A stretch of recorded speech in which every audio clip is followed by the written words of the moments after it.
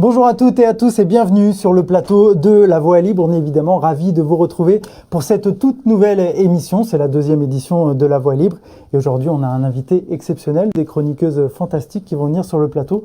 Voilà, on vous a concocté un menu 5 étoiles. Aujourd'hui, j'ai l'honneur de recevoir Sylvain Larue. Salut Sylvain. Salut Nico.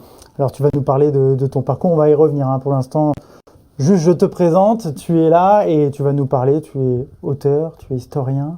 Oui. Chanteur, oui. Beaucoup de cordes à ton arc. Tu as été un grand champion, beaucoup de culture. Je ne vais pas la tester ce soir, mais en tout cas, on va en parler. Voilà. C'est gentil. Tu vas bien, Sylvain? Ça va très bien, je te remercie. Très bien.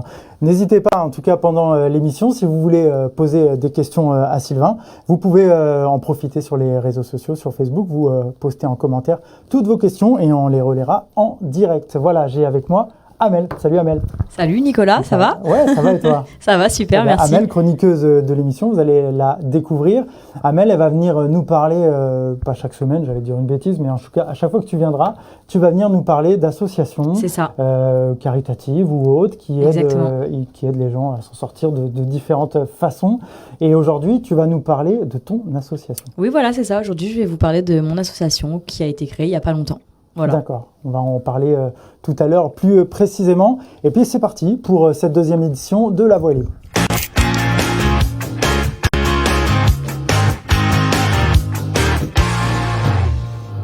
Alors Sylvain, rebonjour, t'es bien installé? Bonjour, oui, très bien. T'es venu avec ta bibliothèque? Oui, une petite partie en fait, voilà. Mais c'est que mes ouvrages, j'en ai d'autres chez moi quand même qui sont pas écrits par ma main, donc voilà. Mais là j'ai ramené une petite partie. Eh ben on va faire le tour de ces ouvrages tout à l'heure, mais c'est vrai qu'on va d'abord s'intéresser à Sylvain l'historien, Sylvain l'auteur, parce que c'est principalement c'est mon métier, c'est ton métier, exactement. Et donc j'ai des infos, j'ai envie de les vérifier avec toi. Oui. Historien autodidacte depuis ses 14 ans. Donc oui. Ça forcément, ça m'interpelle.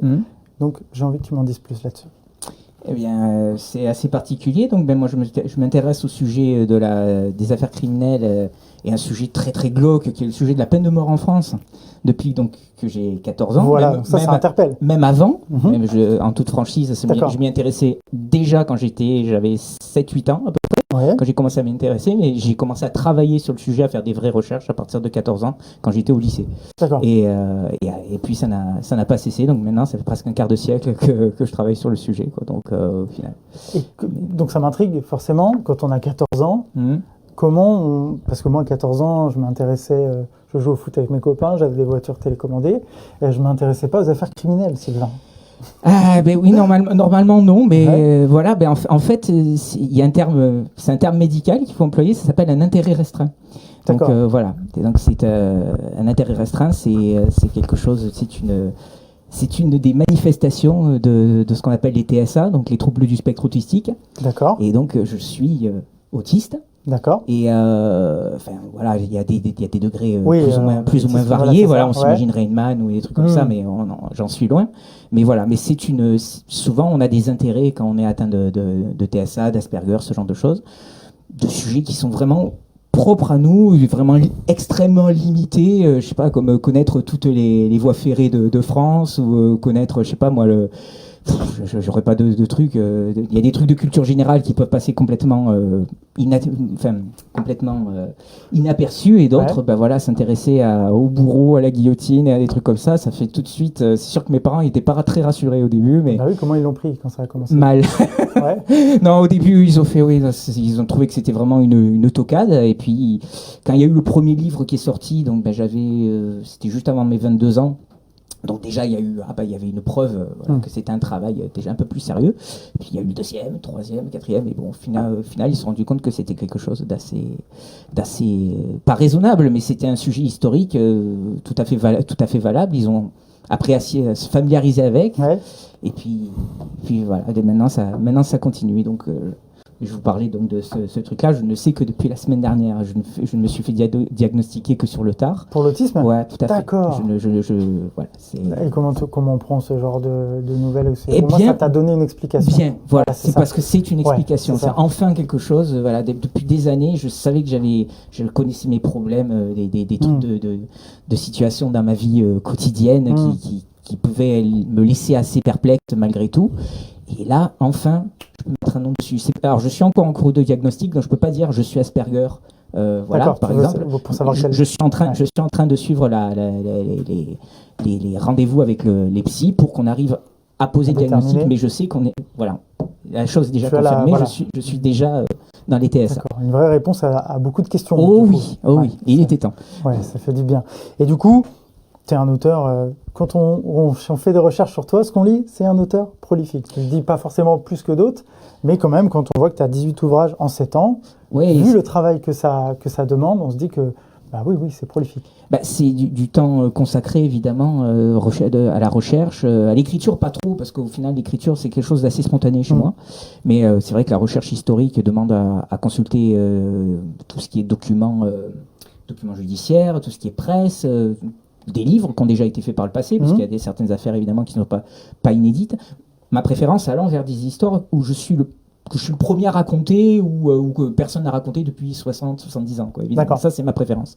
Mais après, ce n'est que mon propre avis.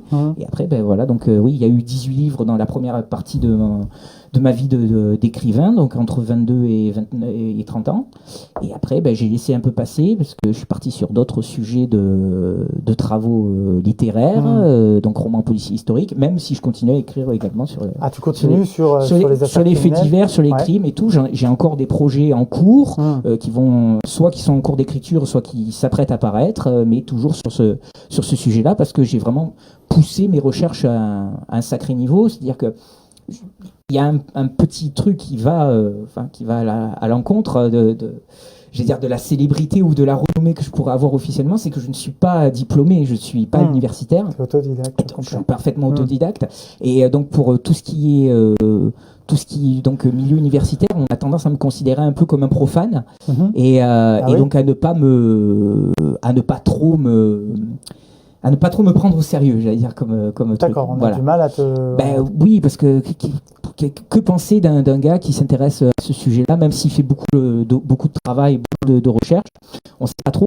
Et au final, je sais qu'il y a quelques universitaires que j'ai eu l'occasion de rencontrer et qui sont du genre qui ont pu discuter avec moi, qui ont pu lire mes livres, qui ont pu me voir en conférence aussi, j'en ai fait quelques-unes, et se rendre compte qu'effectivement, c'était pas complètement des fariboles, que je n'inventais rien et que j'étais à un niveau de recherche aussi poussé que certains. Voilà. Mais pour l'instant, j'ai pas la crédibilité totale que je pourrais avoir si j'avais un bac plus 5 ou un doctorat en histoire. Je connais très bien ce genre d'affaires. Et c'est vrai que là, tu étais beaucoup... Alors, parce que comme dirait Chimène Badi, tu viens du Sud. Tout à fait. Et par tous les chemins, j'y reviens. Voilà, et par tous les chemins, tu y reviens. Mais c'est vrai qu'au début, tes affaires criminelles, ça parlait des affaires criminelles le premier livre que j'ai fait, c'est mon département natal, c'est le Gers. Après, j'ai proposé à la maison d'édition, enfin à mon éditeur de l'époque, je lui ai proposé de faire un département où j'avais vécu, qui est le Vaucluse. D'accord. Après, on est revenu vers chez moi, vers le Tas, parce que voilà, je suis arrivé 3e auteur d'une collection qui était en train de se lancer. La maison d'édition de Boré voulait faire une série sur les affaires criminelles et chaque département traitait séparément. D'accord. Et au final, on l'a quasiment fait, puisque je crois que sur 90 départements de France, on en a dû en faire 83 ou 84. Et certains départements ont eu droit à 2 voire 3 livres, 3 volumes. Et donc, on a une collection de au moins 130, 140 volumes d'affaires criminelles et qui ont tous plus ou moins bien marché, donc voilà. Et après j'ai commencé donc par le sud et puis je suis monté en région parisienne, j'ai couvert quasiment toute l'île de France séparément. Il n'y a que les Yvelines que j'ai pas traité, qui a été fait par une collègue et avec laquelle j'ai coécrit les grandes affaires criminelles de l'Essonne, mais voilà. Attends, il y a des affaires en Yvelines, il y a eu des choses. Il y en a plein, partout, et puis les Yvelines, surtout avant, à l'époque, c'était donc la Seine-et-Oise, donc qui était un département vraiment immense, à peu près aussi grand que la Seine-et-Marne actuellement. Et donc il y avait vraiment la cour d'assises de Versailles était connue pour avoir des sacrés gros procès, même parmi les plus gros procès du XXe siècle, il y en a eu là-bas. Et donc c'était un endroit. Toute l'île de France est très intéressante parce que plus il y a de monde, forcément plus il y a de crimes, et donc plus il y a de crimes médiatisés surtout. C'est surtout. Ouais, c'est ça. D'accord. Et donc après, j'en profite, on a un petit bonjour de Nia Maxiano qui nous dit bonjour de Macron. Ça fait toujours plaisir d'être regardé un peu partout en France. N'hésitez pas à poser vos questions, en tout cas à Sylvain qui est là, puis tout à l'heure même à Amel et à Roland qui va venir tout à l'heure sur le plateau. Sylvain, on va continuer bien sûr de parler de tes bouquins, de ton travail d'auteur, Oui. parce qu'ensuite tu as basculé, on va dire, sur un genre un peu différent, même s'il y a des choses qui se rapprochent. On voit toujours le côté historien, mais tu as créé le Goupil. C'est ça. Et là, on part sur des bouquins très intéressants, j'en ai lu, et c'est vrai que là, tu as changé, tu es parti sur le suspense, le thriller, l'enquête. C'est ça. Il y a un peu de... Ça a été dans la continuité des choses, de toute façon. C'était donc mon éditeur de l'époque, des affaires criminelles, Anthony Fro, qui est donc un de mes potes, un de mes meilleurs potes, qui un jour m'a dit tu devrais passer à la fiction et à la limite reste dans ton domaine, c'est-à-dire dans l'histoire criminelle.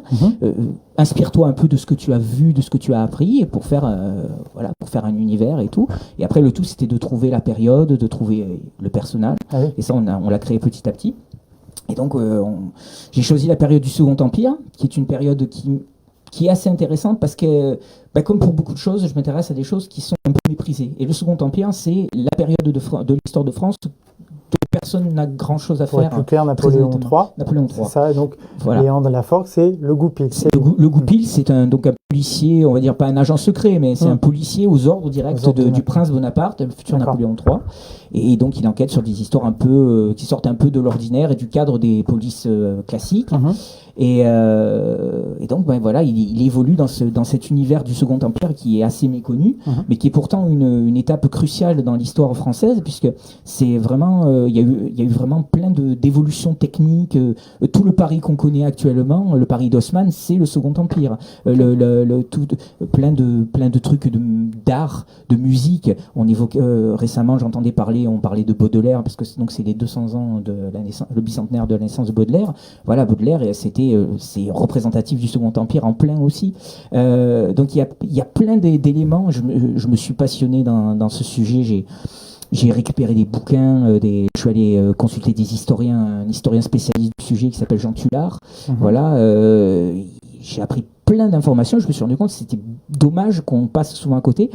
Mais comme nous sommes dans une république et que le Second Empire est encadré par 2 républiques, eh bien, c'est la période Oni, on la met de côté. Donc même quand on fait des cours d'histoire à l'école, en général, on la je t'avoue que moi, quand j'ai découvert des noms, j'ai découvert des choses, parce qu'on sent aussi à travers tes bouquins que c'est très, il y a beaucoup de recherches, encore une fois, beaucoup de recherches historiques, on voit beaucoup de références, mais c'est vrai qu'on découvre des références justement historiques qu'on ne connaît pas forcément. Parce qu'on passe souvent outre, et bon, après, c'est une période courte, le Second Empire en lui-même, c'est 18 ans. Donc en comptant la Seconde République qui le précède, où le futur Napoléon III était président de la République à l'époque, ça fait 24 ans. Donc c'est vrai que c'est pas énorme, mais c'est 24 ans importants. Et donc ça permet de mettre, faire évoluer un personnage, dans la force de l'âge, dans cette période-là, et de trouver plein de petits sujets passionnants à faire découvrir. Déjà ce que j'ai fait, donc dans des histoires de livres, des histoires politiques, évidemment le coup d'État, tout ça. Et puis par le futur, il y aura des histoires qui tourneront autour de la guerre de sécession, ou bien l'alliance entre la France et le Japon. Mais ça c'est bien plus tard. Enfin plus tard, c'est toujours dans le Second Empire, mais voilà, ça sera dans de prochains livres, quoi, évidemment. Voilà, on va parler de l'actualité justement. Déjà, tu nous as amené une petite sélection. Oui. Parce que si on veut se procurer les livres de Sylvain Larue, comment ça fonctionne? C'est pas difficile, hein. Vous allez chez votre libraire. Ouais. Voilà, vous pouvez aller on va pas donner de marque. Vous allez donc chez soit des grandes enseignes de librairie que vous trouvez dans les centres commerciaux, soit chez votre libraire directement. Je rappelle que s'il n'a pas le livre à disponibilité directe dans son rayon, il peut le commander. Dans l'espace de 3-4 jours, il l'aura. Donc c'est juste un peu de patience. C'est un peu moins rapide que certaines compagnies postales. Je ne citerai pas le nom. Mais voilà, et tenues par des milliardaires. Mais voilà, mais il y a possibilité effectivement d'avoir le livre assez rapidement. Donc les plus anciens, évidemment, vous aurez plus de chances de le trouver chez un bouquiniste, hein, parce que les livres qui sont sortis, je vous dis, le premier est sorti en 2004, donc 17 ans quasiment, voilà. Mais les plus récents, je sais pas si je peux montrer. Voilà, ce sont mes anciens écrits, ceux-là, donc les tueurs en série de France, grandes affaires criminelles de France, sauf qu'ils sont sortis depuis un mois en livre de poche. Ouais. Voilà, donc un peu plus facile à se procurer, à trimballer, à un peu moins cher pour le porte-monnaie. Quand même, c'est bien ça. faut y penser. Ben oui, c'est bien. Surtout en période en période où question finance, on fait tous un peu plus ou moins attention. En tout cas, on a du temps pour lire. Voilà, on a du temps pour lire, effectivement. Sinon, donc, vous voyez, pour vous imaginer un peu des sujets très, très, très sombres, voilà, le titre parle toute seule. Donc, des fourneaux bourreaux, la biographie d'un bourreau avec tout ce que ça implique. Oui, parce que, alors, je te coupe, je suis désolé, mais parce que j'ai loupé une étape, c'est la guillotine. Et oui, c'est le thème de mes recherches à la base. C'est ça. Il faut s'imaginer que donc je suis intéressé par le sujet de la guillotine depuis des années et ça m'a poussé à m'intéresser absolument sur tous les sujets qui en découlent. C'est-à-dire, c'est aussi bien la machine en elle-même, parce qu'il y a une histoire. Alors là aussi, je fais un peu de promotion en avance. Justement, on veut parler de ton actualité. Ce livre-là sort à la rentrée prochaine. Ça s'appelle Le couplet de l'éternité. Le couplet de l'éternité. Bon, c'est le titre qu'ils ont choisi, c'est pas le mien. C'est pas le tien. Non, après, je le trouve un peu métaphorique, un peu trop pour mon goût, mais il y est pas mal quand même, honnêtement. Oui. Donc c'est une histoire de la guillotine. Il y a déjà des auteurs qui ont fait des livres sur le sujet, pas beaucoup, mais on a été quelques-uns à le faire. Sauf que moi, je me suis intéressé à un sujet très précis, c'est-à-dire le truc géographique. C'est-à-dire que cette machine-là qu'on connaît en Révolution française, en France, elle a servi jusqu'en 1977 quand même, voilà. Ah oui. Mais il y a eu tous les pays qui ont été un jour ou l'autre envahis par la France qui l'ont utilisé.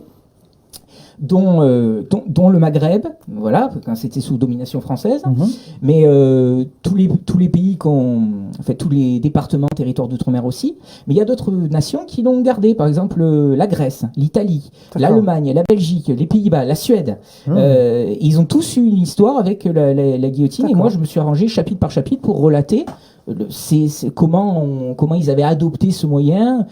Certains pays qui ont conçu leur propre machine, d'autres qui l'ont commandé en France. Vous voyez, c'était vraiment voilà. Très, et donc cette enquête de la guillotine, c'est une des dernières étapes du sujet. Mais pour vous imaginer le travail que j'ai accompli, j'ai créé le premier site francophone sur le sujet. J'ai quasiment reconstitué la liste complète des condamnés à mort de France depuis 1811 jusqu'en 1981, donc avec leur nom, les identités, les crimes. De recherche. Voilà. Ouais. J'ai rencontré un des derniers bourreaux, j'ai interviewé et même sympathisé avec un des derniers bourreaux français qui m'a montré la guillotine authentique pour la première fois, ce qui m'a permis de la mesurer, de la voir fonctionner, et pas de la faire fonctionner, pour pas exagérer. Mais voilà. J'ai également interviewé des avocats de condamnés à mort qui ont assisté, hélas, dans leur carrière à des exécutions capitales. J'ai également, à une reprise, interviewé un ex-condamné à mort. D'accord. Il n'a pas été très prolixe, mais il a accepté quand même de me parler, donc ce qui était très intéressant. Et voilà. Donc tout ça cumulé, ça fait que j'ai quand même pas mal d'informations et encore beaucoup de choses sous le coude à raconter dans des prochains ouvrages. Super. Voilà, donc ça c'est pour vous dire, des fourneaux bourreaux, le couperet de l'éternité. Pour vous représenter aussi, alors ça sera plus facile à montrer à Nicolas. C'est moi qui vais le montrer. Voilà. Alors ça, vous imaginez, ça fait partie de mes archives personnelles. J'ai le droit de l'ouvrir ? Vas-y. C'est les photos. Ça me sert d'illustration évidemment. C'est mes archives personnelles, c'est les photos des condamnés. Donc des photos que vous trouverez pas souvent parce que je les ai récupérées dans les archives départementales souvent. Et je les garde parce que elles n'existent en général qu'en un seul exemplaire dans des archives. Et moi je tiens à avoir une présence un peu plus durable. J'espère qu'un jour je laisserai ça à une bibliothèque ou à un musée un musée de l'histoire criminelle. Ça pourrait être intéressant. Voilà. Et merci après, beaucoup de nous avoir amené ça. Écoute, avec plaisir. Et après, maintenant, je suis sur les romans policiers historiques, comme je vous disais. Alors, est-ce que Léandre va repartir vers d'autres enquêtes ? Alors, à la base, c'est l'année dernière, on avait sorti L'éventreur du Palais Royal, tout un programme, vous voyez, voilà. Avec le titre. Vous n'êtes pas en train de manger. Voilà, j'ai bon appétit au passage, mais au moins On sait clairement de quoi le livre va parler. Ça Oui, va pas voilà. être. C'est très honnêtement le livre le plus violent de la collection. D'accord. Ça ne pouvait pas être autrement. Mais ce qui m'intéressait justement en faisant les Léandre Laforgue, c'est qu'aucune enquête ne soit exactement similaire à la précédente. Oui. Moi, par exemple, j'aime dans le cinéma, j'aime les Indiana Jones et j'aime beaucoup notamment les deux premiers, donc les Aventuriers de l'Arche perdue et le Temple maudit, parce qu'ils sont très très différents. Même si on est dans l'univers aventurier et tout, il y a un côté plus horrifique dans le deuxième, plus, je veux dire presque plus enquête dans le premier et tout. Et moi, c'est mon intention. Donc, il y a des histoires qui tournent autour de trafic de livres, il y a des histoires qui tournent autour de crimes politiques, attentats à la bombe. Le dernier, donc, c'est Les Aventuriers du Palais Royal, c'est un tueur en série, il n'y a pas à chercher.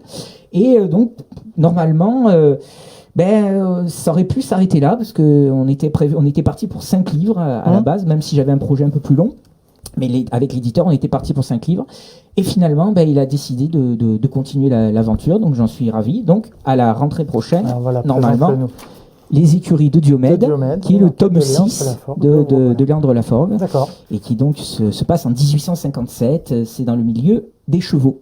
Donc voilà, je n'en dis pas plus. D'accord. Mais ça donne envie, en tout cas, pour avoir lu. Alors, moi, j'ai lu Le Bal des Muscadins. Voilà, qui est le tome 2. Qui est excellent, une enquête palpitante. Non, merci, mais vraiment, merci. on est tenu en haleine du début à la fin. Et alors, évidemment, je ne vais pas spoiler la fin du bouquin, mais c'est assez incroyable. Bon, on va continuer avec toi tout à l'heure. On va pas faire patienter Amel plus longtemps. Elle est là. Avec plaisir. Ça va, Amel ? Ça va, super, et vous ? Ça va très bien. Tout de suite, on passe à la chronique de Amel.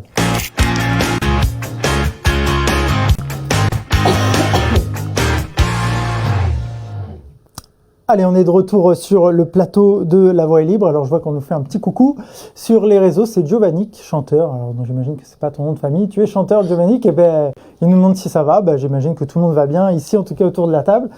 Et puis voilà, on fait un coucou également à tout le monde. On sait qu'on est regardé des Antilles, de Madagascar, le Maroc, la Tunisie, Amel, et l'Algérie. Donc voilà, on fait un petit coucou à tout le monde et on espère que tout le monde va bien en ces temps parfois un peu difficiles. On va en tout cas essayer de vous donner un peu de baume au cœur. Et Amel, qui est là, va nous présenter son association, puisque toi, on le répète, à chaque fois que Amel va venir, elle va nous parler d'association et là, elle va nous parler de la sienne aujourd'hui. Voilà. Dis-nous tout. Alors, je me présente, je m'appelle Amel Karaï, j'ai 25 ans. J'ai été adoptée en Tunisie quand j'avais 4 mois.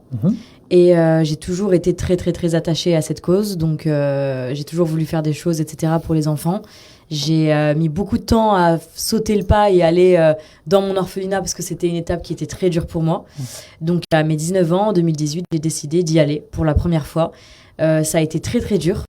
Mais j'ai vraiment pris une grosse claque et je me suis rendu compte de la chance que j'avais eue en fait d'avoir été adoptée, d'être arrivée en France, d'avoir vécu en Tunisie, d'avoir voyagé, juste ça. Et donc du coup j'ai décidé d'y retourner chaque année pour pouvoir leur apporter du baume au cœur et faire des choses pour eux et surtout les sortir au plus vite de l'orphelinat pour qu'ils aient tous un jour la même chance que moi de faire des choses qui les passionnent, etc. Et donc c'est là qu'est née ton association. L'idée de mon association. Un petit coup de pouce pour beaucoup d'espoir. Voilà c'est ça. Et avant d'aller plus loin, tu nous as ramené une petite vidéo, justement pour expliquer un peu ce que tu viens de nous dire, tu l'as imagé, et c'est vrai que ça permet beaucoup de nous faire comprendre pourquoi tu es parti sur cette association et pourquoi ça te tient tant à cœur. C'est parti, regardez. C'est la dernière étape des auditions.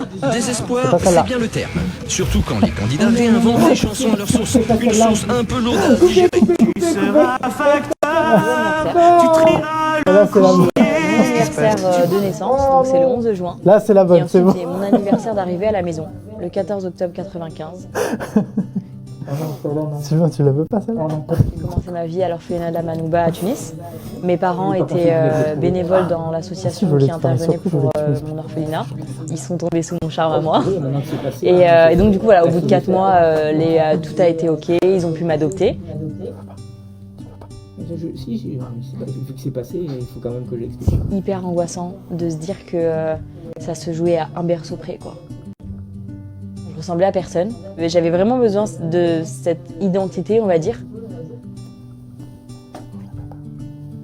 Je me suis dit, tiens, Amel, au lieu d'aller chaque année chez ton père en Tunisie, en vacances, en été, voir tes potes, fais quelque chose cette année. J'ai eu un vrai choc dans ma vie d'adulte. On le voit souvent dans les films, on verse notre petite larme, tu vois. Mais on se dit pas que t'as des orphelinats qui sont blindés de bébés qui attendent que ça, en fait. J'ai compris que j'étais sûrement peut-être venue sur Terre pour aider les bonnes personnes. Donc voilà, pour moi, c'est ça. Et je pense que quand on veut, on peut. Et je sais que j'y arriverai. J'arriverai à mes fins.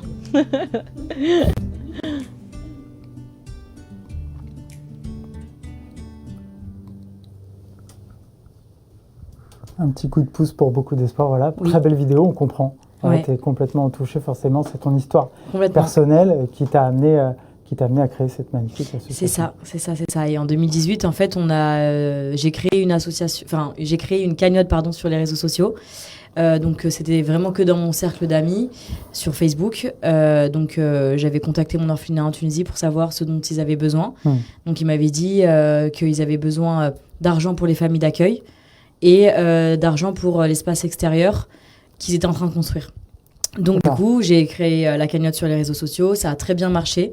J'ai même été à l'orphelinat, j'ai fait une petite vidéo que j'ai postée sur les réseaux sociaux. Ça a touché énormément de monde, donc du coup, j'ai réussi à récolter beaucoup d'argent que j'ai ensuite envoyé en Tunisie.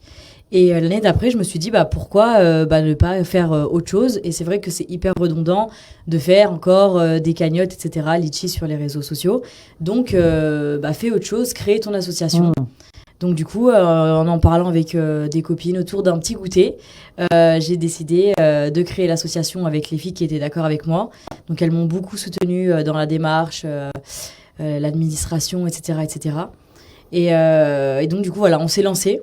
Donc ça a été très compliqué parce que ça a été juste avant le Covid. Donc tous les événements qu'on avait envie de mettre en place, etc., annulés. Donc du coup, on s'est dit, allez, on perd pas espoir, du coup, et on fait autre chose. Donc, association 2.0, on est revenu en force et on a décidé de faire beaucoup de tournées des dons. Donc sur les réseaux sociaux, on communiquait beaucoup et on allait chez les gens. Donc on organisait des journées où toute la journée, on partait en voiture. On allait chez les gens le matin, on se levait à 7h et on revenait le soir à 23h. Et on allait récupérer des objets, du matériel pour enfants, des habits, etc. Ce dont les gens n'avaient plus besoin, qui étaient quand même en bon état. Donc on faisait un tri après. Donc au début, tout était stocké chez moi dans mon appartement dans le 11e. Donc il n'y avait plus de place dans mon salon. Du coup, à un moment donné, il fallait trouver une solution quand même, parce que il fallait bien que je vive dans mon appart. Et on a trouvé un local qu'on nous a mis à disposition. Parce qu'il y a énormément de gens qui nous soutiennent et qui sont très généreux avec nous. Donc voilà, en fait, on a commencé comme ça. Après, on a trouvé un parrain qui a accepté, qui a un petit peu de notoriété sur les réseaux sociaux, pour qu'il nous fasse un petit peu de communication, qui parle un petit peu de la cause, etc. On a fait un premier événement. On travaille avec une marque qui nous reverse un pourcentage des ventes qu'ils font pour que du coup on puisse avoir des rentrées d'argent, parce qu'au début on n'en avait pas du tout. Et voilà, donc au début on avait beaucoup de matériel pour l'orphelinat de la Manouba et on s'est dit en fait pourquoi ne pas travailler avec d'autres orphelinats, parce qu'un orphelinat seulement c'est peu et il y a beaucoup d'enfants abandonnés. Donc du coup on a fait nos recherches et actuellement on travaille avec 4 orphelinats. Donc en l'espace de 5 mois, voilà, on travaille avec tous en Tunisie. On travaille avec Nabeul, Kérouan, Bizerte et la Manouba. Donc il y a 3 orphelinats privés, donc la Voix de l'enfant. Et ensuite c'est un orphelinat d'État. Voilà, donc là c'est un petit peu plus compliqué, il y a plus d'enfants, etc. Et ce qui est bien, c'est que chaque orphelinat a des thématiques un petit peu différentes. Donc on traite un petit peu plein de choses avec chacun, quoi. Voilà. D'accord, et donc comment ça fonctionne? Donc tu as parlé de dons, mais c'est surtout, ils ont besoin de fournitures, des vêtements, comment ça se passe? Si on veut aider aussi, comment on fait? Alors en fait, donc du coup, pour l'orphelinat de la Manouba, on n'envoie que du matériel. Donc là, on passe par un transporteur solidaire. Donc nous, on s'occupe du transport jusqu'à Marseille. Il nous met à disposition des containers. Et ensuite, s'occupe de la livraison, etc. donc à la Manouba. Parce qu'avec eux, on donne que du matériel. Ensuite, on a Nabeul. Nabeul, donc là, on fait du parrainage. On a un système de parrainage. Donc on peut parrainer soit des bébés, soit des enfants. Donc les bébés, en fait, faut savoir que les enfants, soit ils sont abandonnés, soit leurs parents n'ont pas la possibilité de s'en occuper, donc ils les mettent dans ces orphelinats pendant 2 ans, par exemple, ou 1 an. le temps de pouvoir avoir une situation, trouver du travail, avoir une maison, etc. Ah oui, etc. Ah oui. Voilà, donc pour qu'ils puissent manger à leur faim, etc., etc. Donc en fait, les parrains, donc je les trouve en France, donc la plupart du temps sur les réseaux sociaux, avec les appels qu'on fait, etc., etc. Et les gens tous les mois donnent une somme à mon association que j'envoie tous les mois à l'orphelinat là-bas. Donc je me suis rendue là-bas pour voir que voilà, c'est bien du sérieux, hein, il n'y a pas de problème, les enfants sont heureux, s'occupent bien d'eux, ça se voit qu'ils sont heureux, enfin il n'y a aucun problème, qu'ils mangent bien, etc. Et donc du coup voilà, donc ce système de parrainage fait que tous les mois le parrain reçoit des nouvelles de l'enfant, mais le parrain peut aussi aller voir l'enfant. Donc il peut se rendre en Tunisie, ça c'est bien, hein, on a déjà plusieurs parrains là qui sont allés voir leurs enfants. Alors vous partez, est-ce que des fois il y a pas des expéditions, mais vous partez, alors ils vous y vont individuellement ou vous partez peut-être des fois plusieurs Alors pour l'instant ils y vont individuellement parce qu'il y a les enfants qu'on ne peut pas forcément se déplacer là-bas. Mais on a un projet cet été, on a envie d'amener les enfants déscolarisés d'une école qui a été créée grâce à l'orphelinat de Nabeul.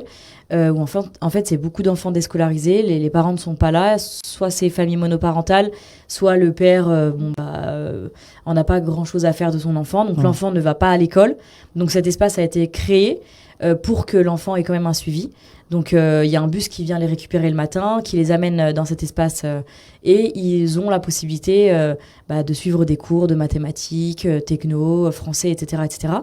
Et donc du coup avec mon association, on a pris l'initiative de leur offrir un séjour à Djerba. Ok, alors là c'est pas mal. Donc on amène une trentaine d'enfants et le but du séjour c'est vraiment en fait de leur développer une petite passion. Donc toute la journée on va leur faire des ateliers matin et soir. Donc pour la plupart ne sont jamais sortis de Nabeul. Donc là ça va être la première fois qu'ils vont prendre le bus. Pour certains, aller loin de chez eux, etc., etc. Donc ça va être un petit peu un chamboulement dans leur vie et je pense qu'ils s'en rappelleront très très très longtemps. Et on va faire des activités un petit peu artistiques parce que moi j'adore le théâtre, donc il va y avoir du théâtre, il y aura de la cuisine, il y aura du foot, il y aura du jardinage, un petit peu pour susciter des vocations, parce qu'en fait c'est le futur du pays, donc faut vraiment que on puisse créer cette étincelle et qui se disent voilà j'ai envie de me battre, je veux gagner arriver un jour à ce travail-là, etc., etc. Donc du coup voilà, le but du séjour c'est de faire ça. Ouais, c'est magnifique. Donc on va là dès que tout pourra être réouvert essayer de faire un événement pour pouvoir récolter des fonds, hein. Donc on fera appel sur les réseaux sociaux, etc. On va nous voir de partout et donc du coup voilà, donc c'est mon projet à moyen terme. Voilà. D'accord, super intéressant, hein, Sylvain, cette association. Ah oui, comme on dit, ça donne de l'espoir. Le mot c'est l'espoir, mais ça fait plaisir de voir. Toujours pour les enfants, l'espoir et la découverte de quelque chose. Mais juste par curiosité, c'est loin, Nabeul et Djerba, c'est très loin Il y a quand même 5h30 de route.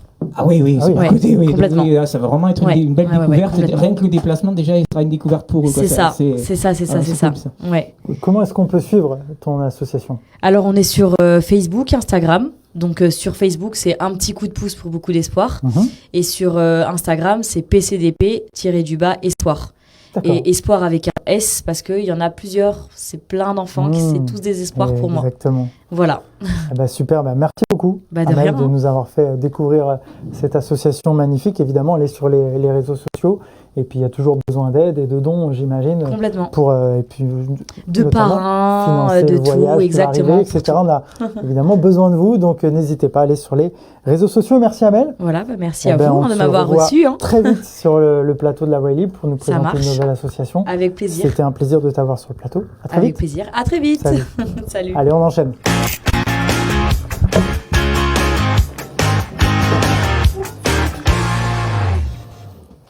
Allez, on est de retour sur le plateau de La Voix est libre et on est de retour avec Sylvain et on accueille Orlan qui vient d'arriver. Bonjour Nicolas, magnifique bonjour. Entrée. C'était fluide, c'était parfait les filles. Merci. Bonjour à tous. Elles ont un peu cassé le plateau, mais tout va bien.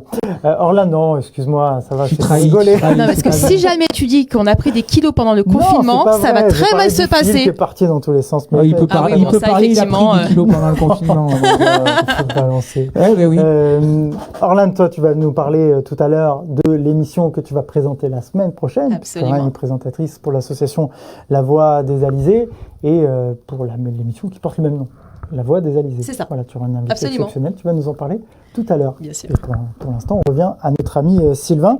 On va parler de Sylvain, le champion des 12 coups de midi. Oui. Tu es aussi connu pour ça, Sylvain. Oui. Et tu fais partie des plus grands champions de l'émission de Jean-Luc Reichmann. Ah ben, je suis bien descendu dans le classement depuis quelques temps, parce que maintenant, il faut se dire que ça fait 5 ans. Le temps passe très vite. Et 5 ans, je dis peut-être même... Attends. 2015, 6 ans.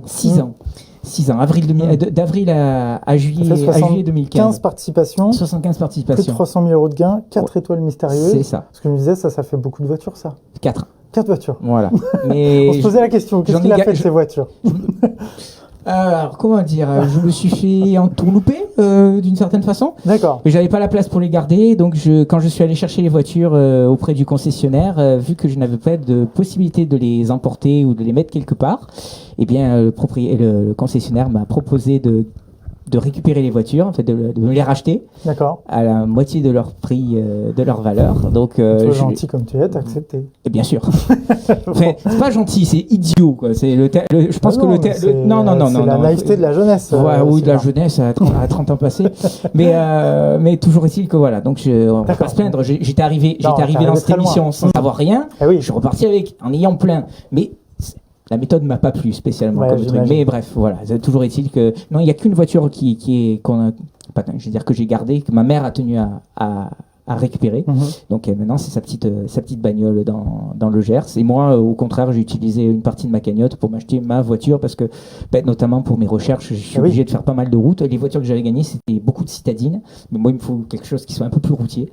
Donc c'est une petite berline sympa, mais rien de bien exceptionnel, mais au moins c'est la mienne et elle tient la route depuis tout ce temps, quoi. Donc, c'est vrai que j'ai parcouru un peu les émissions que tu as fait. Alors déjà, c'est assez impressionnant, laisse-moi te le dire. Les réponses et des références. J'ai vu là rien que l'anecdote du chewing-gum vert de Rabbi Jacob. Ah, ça. Oui, excuse-moi, mais c'est vrai que tu as des références. C'est vrai que tu as une vraie culture. Mais surtout des détails. Ça m'a impressionné. Il y a souvent ça, ouais. La culture générale, de façon ne passe quasiment que par des détails. Et je me rappelle que quand j'étais au lycée, il y avait un de mes profs qui m'avait dit un jour que la culture générale ne servait pas à grand chose. Il a pas complètement tort. Dans la vie quotidienne, ça sert à rien. Mais après, on a chacun nos goûts. Et c'est vrai que quand je me suis retrouvé à faire des émissions de quiz télévisées, je n'avais pas accumulé de culture générale pour ça, mais je me suis rendu compte que ça pouvait avoir une utilité quand même, quoi. Donc, et au final, j'en ai profité. Je continue à en profiter puisque je continue à faire des émissions de quiz actuellement même. Ah oui, ça je savais pas. Tu m'apprends quelque chose là. Alors, je suis passé dans une émission au début fin de l'année 2020 et début 2021 qui s'appelait Personne n'y avait pensé sur la 3. Ah oui, Donc, j'ai participé en binôme avec un de mes copains, Maxime, qui est un autre maître de midi. Voilà, parce qu'en fait, entre personnes qui avons fait la même émission, il y a quand même... Jean-Luc Reichmann a tendance à parler à l'écran de dire que les 12 coups de midi, c'est une famille. Et il n'a pas tort. On n'est pas tous les meilleurs amis du monde, comme n'importe qui, mais néanmoins, on se retrouve volontiers entre maîtres de midi parce qu'on est tous passés par la même chose et que c'est un plaisir également de rencontrer des gens qui ont une culture générale vaste. Et moi, je me retrouve souvent face à certains maîtres, par exemple, je citerai Xavier. Xavier, moi, je pourrais l'écouter pendant 2 heures. Bon, ok. Je suis en train d'apprendre, là, je suis en train d'enregistrer ce qu'il dit parce que c'est super passionnant. Et ils sont plus que, il n'y a pas que lui qui m'inspire ce genre de truc, mais depuis le temps, on s'est retrouvés pour faire des soirées quiz dans des bars à Paris. J'ai déjà invité plusieurs d'entre eux pour faire des repas à la maison où on fait soirée triviale poursuite aussi. Donc je vous laisse imaginer que la partie dure environ 4-5 heures. Voilà. Moi, je pensais qu'au contraire, elle était réglée en 5 minutes. Non, parce qu'on alterne, parce qu'il y a le coup les dés ne donnent pas toujours la bonne réponse. Et puis, culture générale ne veut pas dire science complète non plus. Et voilà, et donc on se retrouve entre nous, donc avec Maxime, moi je suis allé faire d'autres jeux, donc celui-ci, et puis un autre dont je ne parle pas parce qu'il n'est pas encore diffusé, mais qui est en cours. D'accord. Donc voilà, et probablement d'autres par la suite, parce qu'on m'a dit que ça valait la peine, ne serait-ce que pour continuer dans la voie, pourquoi pas, quoi. Après, ils acceptent pas. On n'a pas une place privilégiée forcément quand on a fait une émission télé pour en faire d'autres. Mais on a nos contacts dans les trucs de casting, donc ils savent qu'ils peuvent nous demander. Après, c'est à nous d'être convaincants, ce qui n'est pas toujours le cas. Oui. Donc ça dépend des fois. Vous arrivez à un casting, à une sélection exactement, et vous n'avez pas dormi de la nuit. Les réponses vous allez donner, ça va être complètement raplapla. Vous aurez les yeux qui vous tomberont au milieu des jours, ils se diront télévisuellement ça passera pas. Donc au revoir cher monsieur.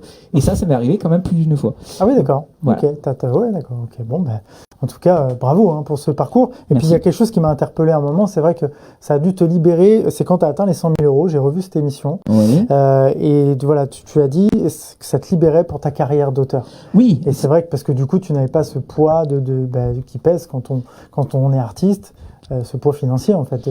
J'étais à l'époque, j'étais pas au chômage au chômage officiellement, c'est-à-dire je touchais pas d'allocation chômage, mais je ne travaillais pas, je n'avais plus de métier, et j'avais surtout plus de revenus depuis quelque temps. Quand je commençais à tirer la langue sévèrement avant cette période. Et puis c'est vrai que là, ça m'a permis de voir venir les choses. Et là, je continue effectivement à travailler, à vivre principalement des gains que j'ai accumulés, même si je ne fais pas de folie. Voilà, je suis pas quelqu'un qui a tendance à avoir la folie des grandeurs. Voilà. Ouais. Donc je vis tranquillement. Mais parce que pour l'instant, les livres, malheureusement, malgré le nombre, je n'en vis pas assez. Oui, et pourtant, tu vends des livres. Je vends des livres, mais les gens, on va dire, beaucoup de gens ne savent pas exactement ce que c'est que le truc d'écrivain, le métier d'écrivain. Et il faut se représenter une chose très simple. Donc, si on voit un livre comme ça, donc voilà, un livre de 400 pages à peu près, il va être vendu dans le commerce 21 €. Moi, je vais toucher environ 1,40 €, 1,50 €. La réalité des voilà, auteurs. 8% pour un auteur. Et parce qu'après, il y a toute une partie qui part évidemment chez le libraire, toute une partie chez l'éditeur, chez l'imprimeur, forcément. Donc l'auteur n'est pas, en tant que créateur, n'est pas le privilégié de l'histoire. Et pour arriver à vivre correctement d'un livre, il faut qu'il se vende, on va dire, à 15 000, 20 000 exemplaires. Et moi, je suis déjà quelqu'un de vénard, puisque beaucoup de livres sortent à 1000 exemplaires dans la vie. Il faut se dire aussi qu'il y a 70 000 livres nouveaux qui sortent chaque année en France. Et donc il faut arriver à faire ça. Voilà, c'est la jungle. Et donc beaucoup de livres sortent à 800 ou 1000 exemplaires en moyenne d'impression, quoi. Donc c'est sûr que vous le trouverez pas facilement chez tous les libraires du coin. Et moi je suis déjà à 2500, 3000 pour les bouquins, ce qui est déjà pas mal, mais on n'est pas dans un niveau, on n'est pas au niveau Marc Lévy, Guillaume Musso, Maxime Chatham, même si je rêve un jour que ça donne quelque chose, quoi. Donc voilà. En tout cas, il y a le potentiel, ça c'est clair. Et super, merci en tout cas de nous avoir évoqué cette partie champion qui est intéressante. Tu voulais rajouter quelque chose ? Non, pour les jeter les noms, c'est une partie. Disons que c'est quelque chose à vivre. Il y a des inconvénients aussi, des gros inconvénients, ce genre de choses. Mais merci en partie pour les réseaux sociaux. Ça c'est un peu, j'allais dire, le revers de la médaille. Mais à côté de ça, on fait de belles rencontres. C'est des situations qui n'arrivent pas tous les jours et tout. Et puis non, c'est une étape importante. Je dirais pas c'est la plus cruciale de mon existence, parce que je pense que les livres sont un peu plus importants à mes yeux, mais c'est quand même quelque chose qui a été vraiment formidable. Ouais, ça se voit en tout cas que c'est une vraie partie de ta vie. On va revenir à toi tout à l'heure, on va parler de Sylvain, le chanteur. Et avant, tu parlais des réseaux sociaux, on a quelques coucous, notamment Soa, la magnifique Soa qui est une des chroniqueuses aussi, qui nous dit qu'on est les meilleurs apparemment, donc bravo à tous. On t'aime Soa, on t'aime. On te fait un salut, on espère que tu vas bien et on la retrouvera bien sûr prochainement sur le plateau de La Voix est libre. Et maintenant on va passer à l'interview d'Orlan, c'est parti.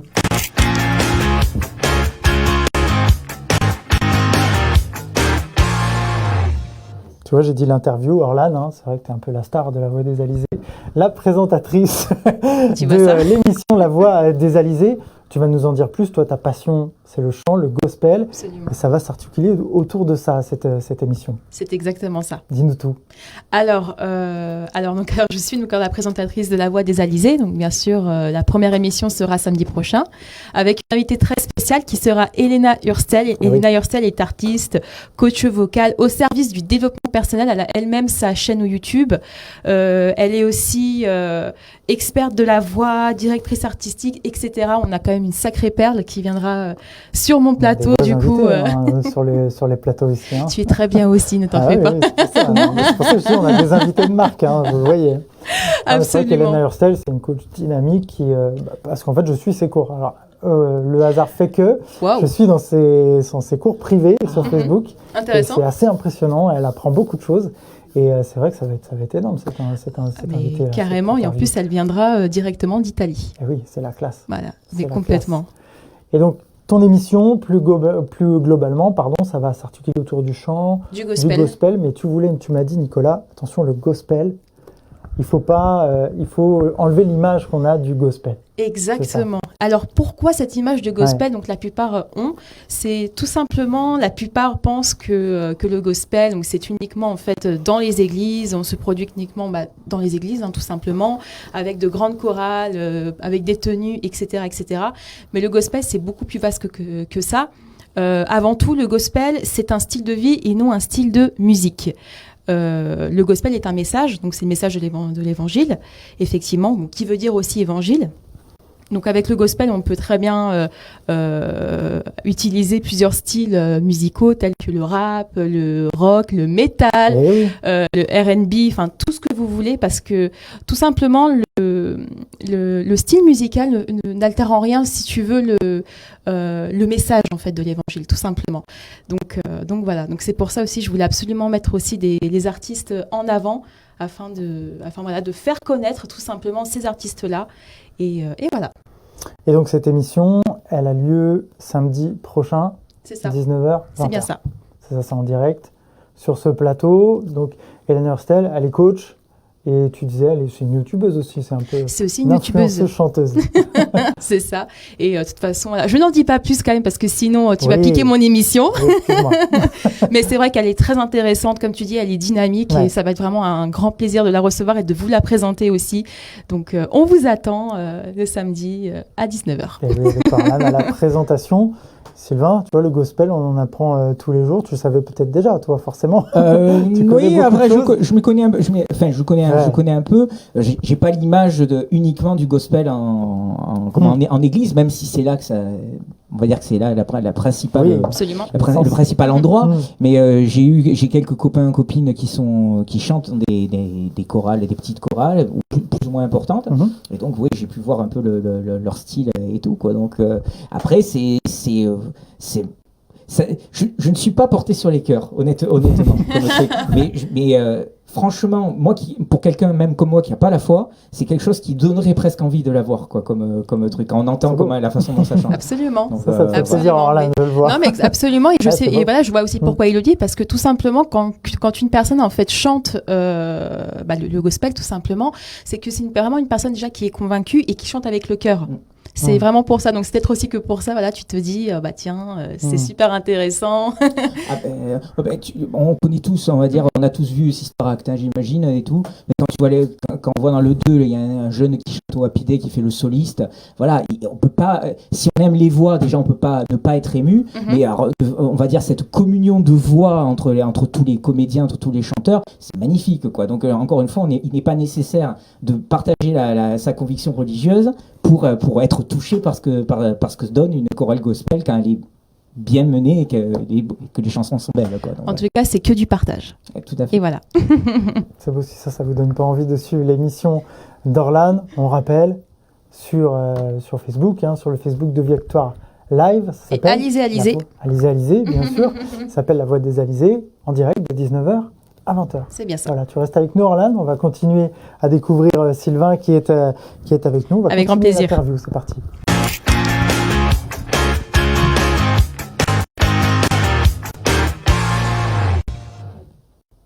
De retour sur le plateau de La Voix est libre, on va rentrer dans le dernier quart d'heure. Tout doucement, ça passe très très vite. Et Sylvain, on va s'intéresser maintenant à Sylvain le chanteur, parce que tu as plusieurs cordes à ton arc, et notamment le chant, tu as fait beaucoup d'émissions, n'oubliez pas les paroles. Juré, alors il y a des choses qu'on évite. Oui, après il n'est pas nécessaire de les éviter. Après, c'est juste j'allais dire, c'est des étapes. Juré dans l'émission de Together. Voilà. J'ai honte de rien. Voilà, mais ça n'a pas été, ça n'a pas été des événements les plus formidables qui soient, mais c'est malgré tout, ça forge aussi. Parce que la chanson a malgré tout une vraie place dans ta vie. Mais, j'allais dire, oui, ça a une place dans ma vie, mais pour résumer le truc, c'est que c'est souvent, encore une fois, un reproche qu'on m'a fait, un peu ce que je disais tout à l'heure par rapport au truc historien, c'est qu'en fait, on ne sait pas du tout me caser dans la vie. Je suis trop de choses et pas assez à la fois. On est dans un univers où on aime bien cataloguer les gens. Moi, on ne me catalogue en rien.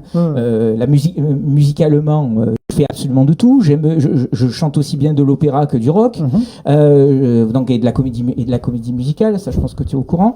Ensuite, dans j'écris, je fais des recherches historiques, je fais des émissions de jeux télé. Je participe aussi bien en tant que candidat qu'en tant que juré. Donc, je suis absolument inclassable et c'est vrai que ça ne m'avance pas, spécialement si j'avais envie de faire ce que j'ai envie de faire, de la musique professionnelle. On a tendance à se dire, mais où on le met, quoi? C'est quoi un peu cet ovni, quoi, comme truc? Et j'aimerais bien que quelqu'un se dise, ça, c'est un ovni sur lequel on peut compter. J'espère qu'il est encore temps, parce que il n'est jamais trop tard. D'ici que j'ai une barbe blanche, ça va pas tarder. Tu seras Père Noël, donc, écoute, le Père Noël, les poils blancs, ils commencent à être là ici, hein, donc forcément.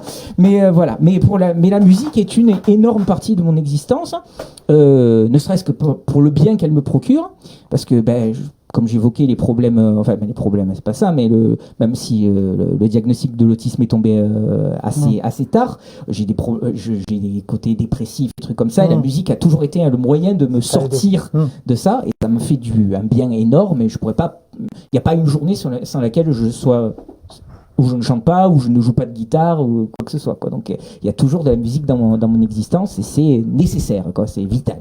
Ah oui, parce que donc je faisais le tour. N'oubliez pas les paroles. Alors ça, j'ai cherché, j'ai pas trouvé. Alors il y a très peu de vidéos. Il y en a une qui existe où le batteur Ricard, il me semble, pète les plombs. Il joue antisocial. C'est un super moment. Et à la fin, il tape comme un forcené sur sa batterie. Et il envoie les batteries à travers le public. Et Nagui et moi, on manque se prendre les batteries et les baguettes dans la face pour rester poli. Et donc, mais en fait, j'ai participé 2 fois. N'oubliez pas les paroles. Une fois en 2009, il me semble, et une autre fois en 2014. Voilà, et c'était des beaux moments, ça aussi. C'est sympa, n'oubliez pas les paroles. C'est très sympa. Ouais. C'est très sympa. Par contre, je n'ai jamais fait la version actuelle où on se retrouve face à un champion.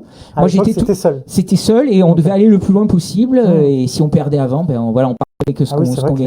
C'était l'ancienne version. D'accord. Et les 2 fois que tu as fait, c'était sur cette ancienne version. Je suis tombé les 2 fois sur cette version-là. J'ai jamais fait et je ne peux plus faire parce que j'ai plus le droit. J'ai plus le droit. D'accord. Donc voilà. Mais j'aurais bien eu plaisir à le recommencer. Mais bon, tant pis. Hein, écoute, j'ai eu ma chance, quoi. Donc c'est déjà pas mal. Ah oui. Donc je faisais le tour. Donc, je sais, on l'évoque rapidement. Juré dans l'émission Together, tous avec moi. Tout à fait. Parce que forcément, ceux qui l'ont vu, ils ont vu champion de France de karaoké. C'est vrai. Enfin, je ne suis pas champion de France karaoké. J'ai participé à un concours de karaoké, pareil, il y a presque 10 ans de ça. Et j'ai fini 3e finaliste en France. C'est pas mal, déjà. Donc, malheureusement, ça n'est pas allé plus loin. C'était une opportunité, c'était quelque chose d'assez sympa. Mais c'est vrai que si on cherche, si on creuse bien, on peut arriver à trouver ça. En outre, je l'ai évoqué quand j'étais au 12 coups de midi, et il faut savoir que donc la maison de production qui produisait Together est coproductrice des 12 coups de midi. Donc, ils se sont dit que je pouvais être un personnage un peu hors norme à mettre, un peu un complément, et au final, j'étais vraiment un petit complément, puisqu'on ne m'a jamais vu.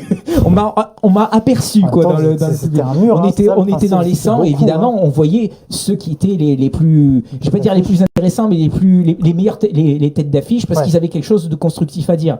Moi, après, je peux juger de la qualité vocale, mais je ne suis pas coach, je ne suis pas prof, je suis même pas chanteur professionnel officiellement.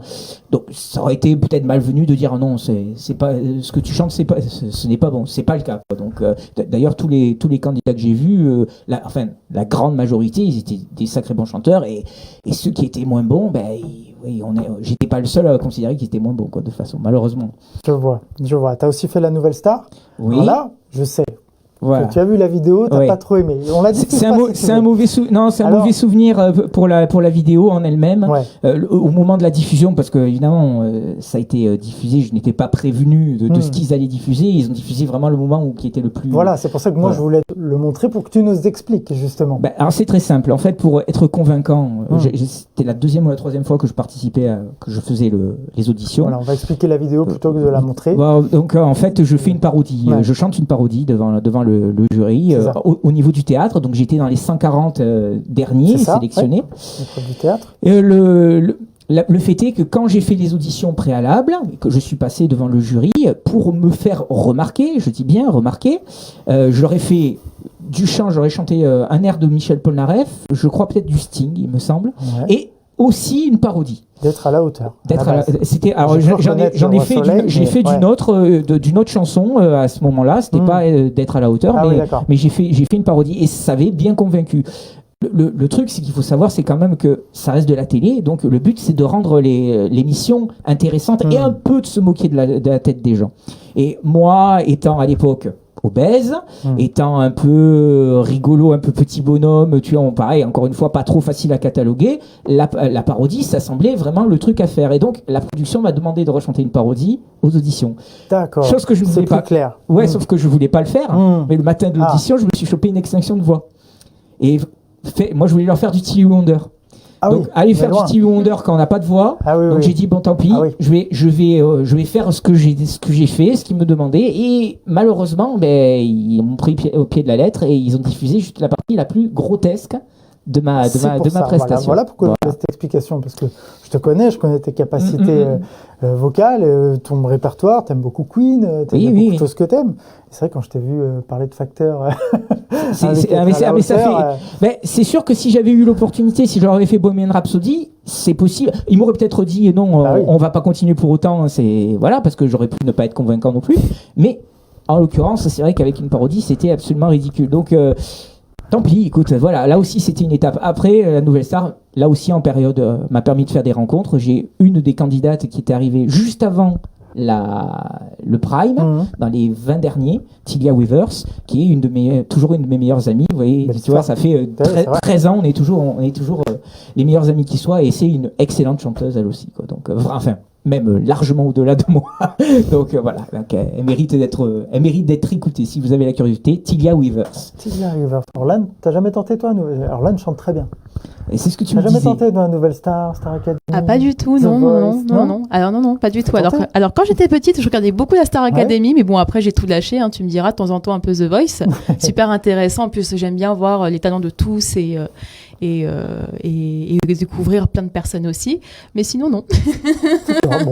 Bon, et Sylvain, pour revenir à toi, il y a aussi la partie comédie musicale. Oui. Forcément, tu as fait notamment Notre-Dame de Paris.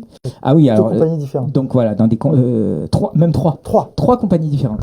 J'ai alterné les rôles, même parce que dans 2 d'entre elles, j'ai joué Frollo et dans l'autre, j'ai joué Clopin. Alors que Clopin, normalement, est joué par un acteur, un comédien afro-américain, puisque c'était Luc Merville à l'origine. Là, il voulait. Peu importe la couleur de la peau, il voulait quelqu'un qui ait une voix, qui ait une capacité de jouer le personnage. Et donc, apparemment, j'ai fait l'affaire. Donc, ça s'est bien passé.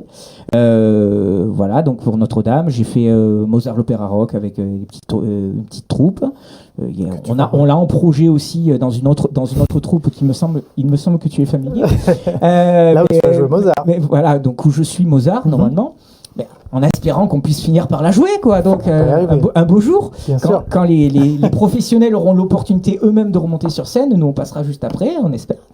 Et voilà. Et puis, je continue à essayer de me faire remarquer pour essayer de faire une comédie musicale. Voilà, ce que j'allais te dire, la comédie musicale, c'est aussi une passion, c'est quelque chose, parce que tu es très bon acteur, tu es très bon chanteur, donc forcément. Ça réunit plusieurs Et trucs. la danse, c'est comment?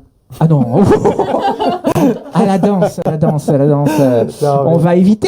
Mais c'est vrai qu'à partir du moment où tu sais jouer la comédie, tu sais très bien chanter, c'est vrai que oui, il y a des ouvertures. Peut-être. Ça rentre dans le. Oui, mais après, encore une fois, même si on peut se dire, il y a toujours une opportunité, il n'est jamais trop tard. On sait qu'on a plus de facilité à se faire découvrir quand on a 20 ans, 25 ans, que quand on a presque 40. Mais je continue. Mais pour l'instant, je continue à espérer. Donc l'espoir, comme le disait Amel le disait tout à l'heure. Mais voilà, je continue à essayer de faire envoyer des candidatures en espérant qu'un jour il y ait quelqu'un qui dise et lui il a peut-être quelque chose d'intéressant à nous proposer et tout. Et puis ça rentre encore une fois dans mes soins perso, quoi, pouvoir changer de personnalité, être quelqu'un d'autre un peu sur scène, se déguiser, ça permet de complètement se transcender, parce que moi dans ma nature profonde c'est les livres, c'est être enfermé dans une bibliothèque, être discret et tout, et tandis qu'avec la musique au moins ça me permet de me libérer, et donc à la fois de chanter, de me faire plaisir en chantant, de me changer de personnalité et puis d'essayer de donner du plaisir aux gens qui m'écoutent, quoi. C'est ce qui est capital aussi. C'est bien. Écoute, je te souhaite vraiment réussite, même aussi dans la musique, dans les livres, partout. On arrive bientôt à la fin de l'émission. Est-ce que tu as des réseaux sociaux? Il y a des endroits oui, on peut me trouver sur Instagram, c'est pas très difficile. Ouais. Sylvain P. Larue. Voilà. Ensuite, on peut me trouver sur Facebook aussi. J'ai une chaîne YouTube, ça doit être Siwan Music, alors S-Y-W-A-N musique. Siwan, qui était mon surnom il y a quelques années, qui est un peu passé, je l'ai un peu mis de côté, mais je continue à l'utiliser quand même. Voilà, et après, plus on me motivera à mettre des choses, plus j'en mettrai, parce que pour l'instant, vu qu'il n'y a pas trop de retours, je suis toujours un peu hésitant à me dire c'est peut-être que c'est pas si bon ce que je propose, et donc voilà. Si vous trouvez que c'est bon, n'hésitez pas à me le faire savoir. Retours. Exactement. Allez sur les réseaux sociaux de Sylvain, et surtout il a besoin de retours pour savoir. Vous allez voir, de toute façon vous allez vous régaler. Voilà, on s'approche tout doucement de la fin de l'émission.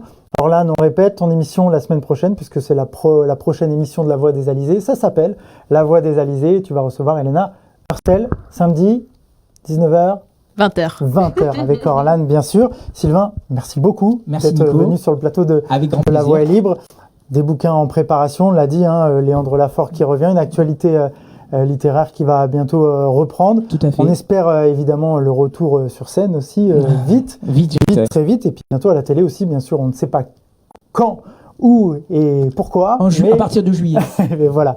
En tout cas, merci à tous de nous avoir suivis. Merci Orlan, merci Sylvain, merci à Amel et merci à David aussi. On salue David, le membre d'honneur de l'association de La Voix des Alizés, et on vous dit à très très bientôt pour la prochaine émission. Bye bye.